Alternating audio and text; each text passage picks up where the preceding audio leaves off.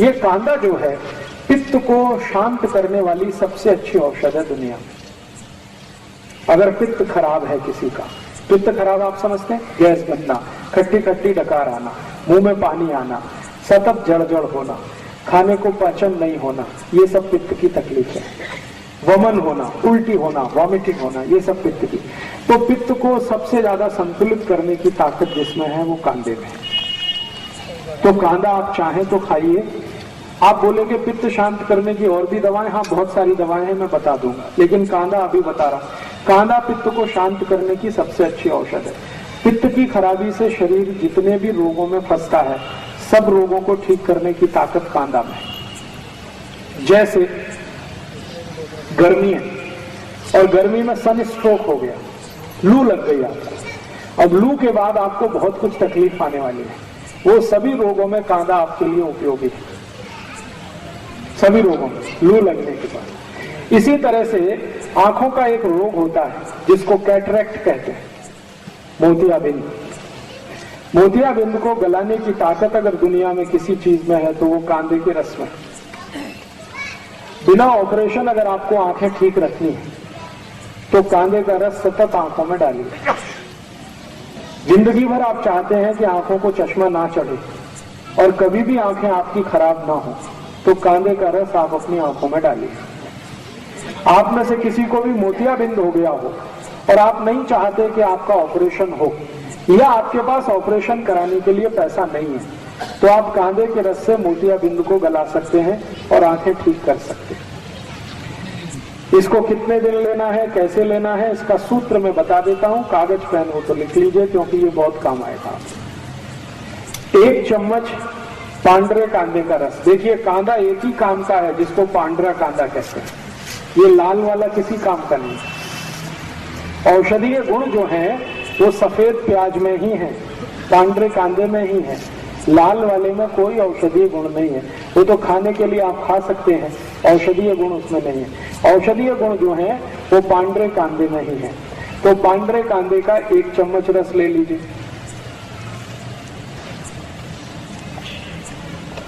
1 चम्मच इसमें नींबू का रस मिला दीजिए।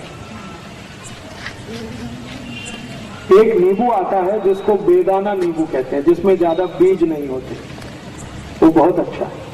तो 1 चम्मच नींबू का रस, 1 चम्मच पांडरे कांदे का रस। फिर इसमें आप मध मिला दीजिए, लगभग 3 से 4 चम्मच मध।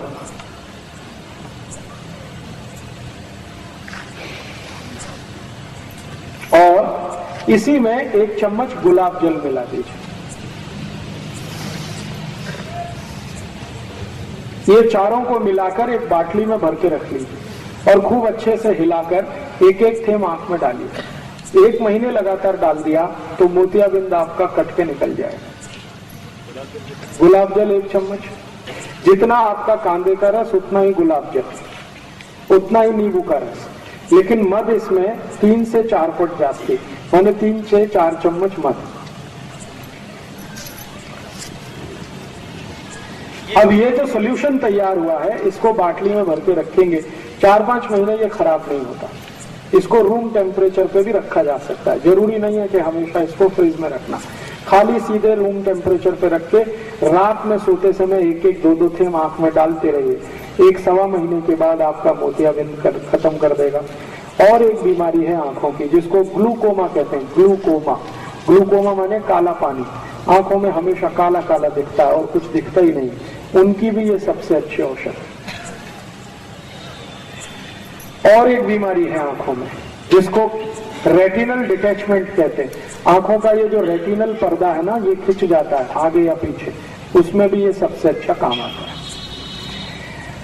अब इसमें आपत्ति के रूप में क्या है, अगर कोई जैन है, चुस्त जैन, एक तो वो कांदा यूज नहीं कर सकते और दूसरा मध भी नहीं कर सकते, तो उनके लिए ऐसी ही बीमारी अगर है तो एक दूसरी औषध बता देता हूं। जो कांदा यूज नहीं करते और जो मध भी यूज नहीं करते, उनके लिए बहुत अच्छी औषध इसी बीमारी में, जिनको कैटरेक्ट है, ग्लूकोमा है, रेटिनल डिटैचमेंट है, उसकी औषध का नाम है गाय का मूत्र, गोमूत्र। गाय का मूत्र इकट्ठा कर लीजिए किसी बाटली में, और उसको रख लीजिए। इसी को एक एक थेम आंख में डालना, बस सीधे सीधे। गाय का मूत्र, गाय माने देशी गाय, देशी गाय का मूत्र एक एक थेम रोज रात को आंख में डालिए सोते समय। तो 1 से सवा महीने में ये भी आपका कैटरेक्ट ठीक कर देगा। 2 सवा 2 महीने में ग्लूकोमा ठीक हो जाता है, और 3 महीने सतत डालें तो रेटिनल डिटैचमेंट ठीक कर देगा। 4 महीने लगातार डालेंगे तो चश्मा उतार देगा आपका। बिंदु जो है जी, वो मर्च हो जाता है या बाहर निकलता है? मर्ज हो जाता है। वो एक्चुअली क्या है, मोतियाबिंद एक तरह से फैट है, वसा है, तो वसा जल जाता है, जल जाता है तो वो वहीं अंदर ही खत्म हो जाता है, बाहर नहीं निकलेगा। जी, छान के अगर गाय बड़ी है जो 3-4 बार मां बन चुकी है, उस गाय का मूत्र लेंगे तो फिल्टर कर लीजिए। और गाय की बछड़ी है तो वो डायरेक्ट भी डाल सकते हैं, क्योंकि वो बहुत शुद्ध होता है और काफी कुछ फिल्टर होके आता है। आंखों के रोग में मैंने इससे अच्छी कोई औषध अभी तक नहीं देखी, गोमूत्र से अच्छी, एकदम tax free, cost free, side effect नहीं है और एक्सपायरी डेट कुछ भी नहीं, हर गली हर गांव में उपलब्ध है।